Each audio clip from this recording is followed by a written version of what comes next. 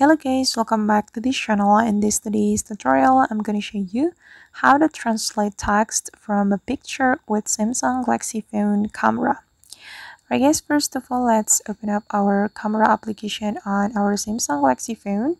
And after we have our camera application opened, we can click on the more option. And here we have some options, and we have to select this one, Bixby Vision.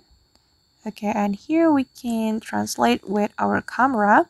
We can take a picture, or we can also upload a picture from our gallery. And I'm just going to take a picture. I'm going to translate the text in the picture. Then we can click on translate option right here. Okay, and here you can change the language. You can select the language, this is for the source language, and this is for the target language. And as you can see that the text has been translated.